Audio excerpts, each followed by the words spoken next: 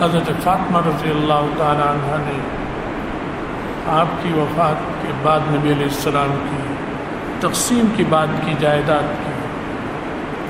تو ابوبکر رضی اللہ تعالیٰ عنہ کے پاس گئے کہ نبی علیہ السلام نے یہ فرمایا تھا، اس لیے تقسیم نہیں کرتا، ورنہ تو کر دیتا کہ میں نبیوں کی جائیداد تقسیم نہیں ہو، اس کی ترکہ نہیں ہوگا، وہ ترکے میں علم چھوڑ کر جاتے ہیں۔ روپیہ پیسہ زمین جائیداد تو نبیوں کے یہاں نبیوں کی اولاد کے لیے کوئی حیثیت ہی نہیں رکھتی۔ جب انہیں یہ سمجھایا وہ سمجھ گئے، وہ تو ولی تھی، نبی کی بیٹی تھی، بہت اونچے درجے پر،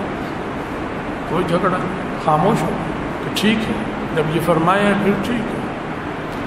حالانکہ مال کو تقسیم کرنے میں ابو بکر کا فائدہ تھا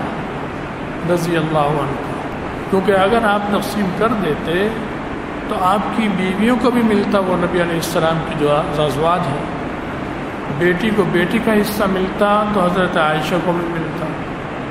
حضرت عمر کی صاحبزادی حضرت حفصہ کو بھی ملتا، کیونکہ وہ بیوی تھی۔ تو آپ نے اپنی اولاد کو فرق نہیں کیا، جو نبی علیہ السلام کا ارشاد سنایا، اور بیویوں نے بھی ایسا ہی مطالبہ کیا تھا کچھ، تو اس پر حضرت عائشہ کو نبی علیہ السلام کی یہ بات پتہ تھی، تو وہ اپنی بیویوں کی ہاں میں ہاں نہیں ملائی، انہوں نے اپنی سوکن جسے کہتے ہیں باقی بھی ہاں تم ٹھیک کہتے، بلکہ ان کو پتہ تھا کہ نبی علیہ السلام نے یہ فرما رکھا، انہوں نے کہا ایسی بات کرتی ہو، پتہ نہیں نبی علیہ السلام نے یہ فرمایا کہ نبی کا ترکہ تقسیم نہیں ہو سکتا، حالانکہ انہیں خود ملنا تھا حضرت عائشہ کو،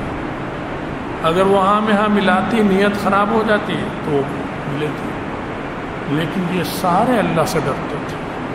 چاہے صحابہ ہوں چاہے اہل بیت ہوں، کیونکہ نبی علیہ السلام کی اولاد ہے، یہ روحانی اولاد ہے، ان میں نقصان، نبی علیہ السلام میں نقصان اور عیب ڈالنا ہے،